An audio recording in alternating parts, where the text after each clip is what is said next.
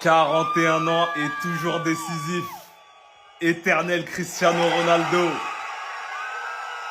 Et... Renversant. 3 heures du matin et quel match exceptionnel entre le Portugal et la Croatie. Le Portugal qui s'en sort en gagnant 2-1 grâce à un penalty de Cristiano Ronaldo qui a égalisé.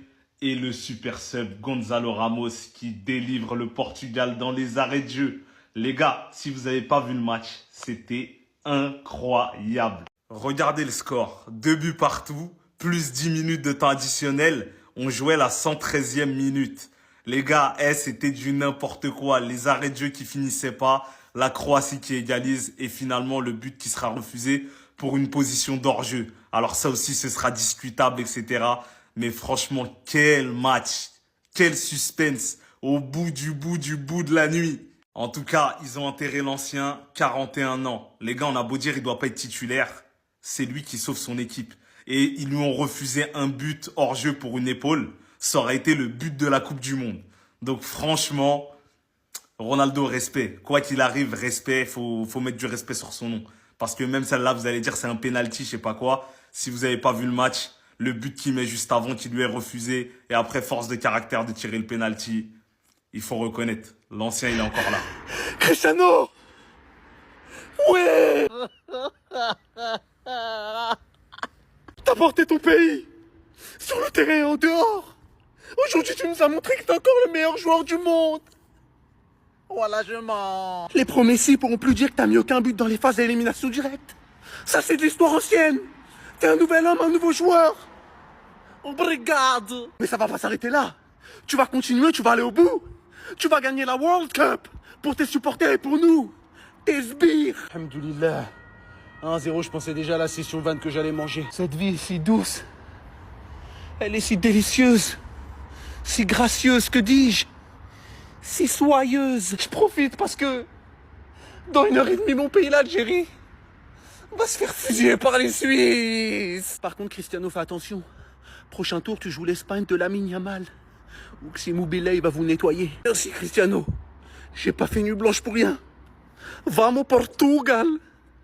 C'est la bonne et il le sait. Après un match plus que disputé contre les Croates, c'est finalement Gonzalo Ramos qui vient faire gagner son équipe. Passant par un but refusé à la 103e minute, les Croates n'auront pas réussi à revenir. Et heureusement parce que ça tournait au cauchemar. Après de longues discussions sur ce but refusé pour la Croatie, en prolongation, le match ne s'arrêtera pas vers la 109e minute. Pour comprendre que la décision était bel et bien juste en refusant ce but à la Croatie, car le joueur croate avait bien touché le ballon vis-à-vis du capteur qu'il y avait à l'intérieur. Déçu de sortir lors de sa sortie, Cristiano Ronaldo est passé par un moment très compliqué, même si celui-ci avait bel et bien égalisé pour son équipe sur penalty juste avant ça, pour enfin avoir son premier but en élimination directe de Coupe du Monde et pas à n'importe quel âge.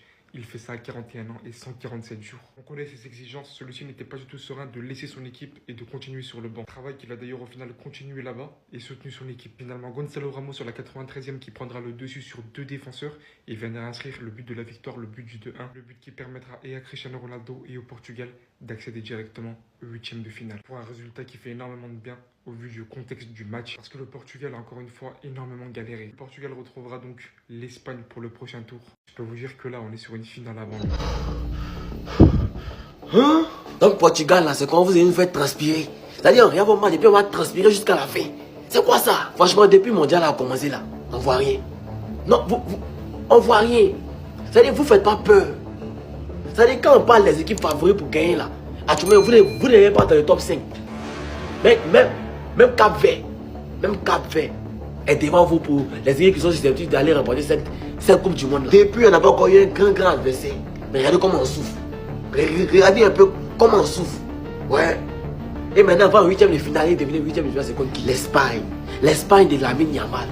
L'Espagne de Cucurella. L'Espagne de Nico Ruiz. Tout cela. Et Portugal. On n'a pas encore joué contre Garçon, mais regardez comment Portugal nous fait transpirer devant ces matchs. Vraiment. C'est que là, c'est gâté. C'est qu'il y a confiance. Voilà. On a déjà frappé une fois en finale. On peut le faire encore. Voilà. C'est pas. On dit il n'y a jamais 2. Bon, il n'y a jamais 102, il n'y a jamais 203. Celui-là, on les frappé. Voilà. C'est que nous aussi, là, on n'est pas aidés. On finit Espagne, attaqué. On finit ici. On croise France. Vraiment. C'était quoi cette fin de match de fou furieux? Le temps additionnel le plus long de l'histoire. Ça a duré une prolongation. Quelle fin de match. Quelle fin de match. Quel suspense. Que de rebondissements. Si ce soir, t'es portugais ou croate, ton cœur il s'est arrêté de battre 26 fois. Honnêtement, la fin de match à laquelle on vient d'assister, avec ce temps additionnel qui a duré 19 minutes, c'est du jamais vu. Le Portugal qui a marqué à la 90e avec Gonzalo Ramos, il y avait 10 minutes de temps additionnel, ils ont mis 3 minutes à fêter le but. Derrière, on laisse jusqu'à 13 minutes de temps additionnel. On a Gvardiol qui vient marquer. J'avais déjà quitté la télé, j'étais déjà allé au studio pour faire les vidéos. Je fais demi-tour, je reviens à la télé. Parce que Gvardiol, il met son but de la tête. Mais sur la déviation, il y a une position de hors-jeu. Alors, on se pose la question, est-ce que le défenseur la touche? Si le défenseur la touche, alors le joueur n'est pas hors-jeu. Il la touche très légèrement, il est hors-jeu au départ de l'action. C'est pas un scandale non plus que ce soit sifflé, on va pas se mentir. Mais derrière, cette situation, elle est checkée pendant 7 minutes. On arrive à la 119e, on laisse encore 2 minutes, on termine quasiment à la 120e. C'était irrespirable. Et le Portugal a eu très très chaud. Allez dire à la Yamal de se préparer. La descente d'organes que j'ai eue, je peux pas vous expliquer. Et c'est pas mon pays, mais bien évidemment, je voulais pas voir le vieux père sortir. Comment expliquer que Gonzalo Ramos, en fait, moi je t'en dois une. Ce que t'as fait pour moi dans ma vie là, pardon en fait. Pardon, je te souhaite le meilleur dans ta carrière. J'espère qu'à l'AC Milan, tu vas te régaler. Tu vas tout arracher. Et t'es le meilleur super sub de tous les temps, j'ai jamais vu ça. C'est une dinguerie la tête qui allait nous claquer. Il a sauvé le Portugal. Comme très souvent, j'ai l'impression, Portugal va en 8e et je suis tellement heureux, les gars. Ce match, il était compliqué. J'ai l'impression que le Portugal se rend la tâche ardue par leur propre faute, en fait. À chaque fois, le Portugal se sabote. Aujourd'hui, ils ont eu je ne sais combien d'occasions. Jamais il aurait dû avoir autant de suspense. En première mi-temps, ils auraient pu tuer le match à plusieurs reprises. Ils l'ont pas fait. Ça change rien au fait que mon vieux père, il a marqué. Oui, c'est un penalty parce que je sais, je vois venir. Ouais, penalty. Messi, les gars, quand c'était Messi en 2022. Moi, je dis juste ça comme ça parce que je vous vois venir. Mais le Portugal, c'est vrai que c'est quand même compliqué parce que 8e, ça joue l'Espagne. 8e, ça a de très fortes chances de sortir. Mais on y croit quand même. On est à l'abri de rien. Le football, pas une science exacte. À chaque match, sa réalité. Peut-être qu'ils étaient mauvais aujourd'hui face à la Croatie. Du moins, pas tranchant et que face à l'Espagne, ils vont relever le niveau de jeu comme en Nations League. Qui sont en capacité d'arriver à bout de peut-être la meilleure équipe du monde. Les grands favoris de cette Coupe du Monde.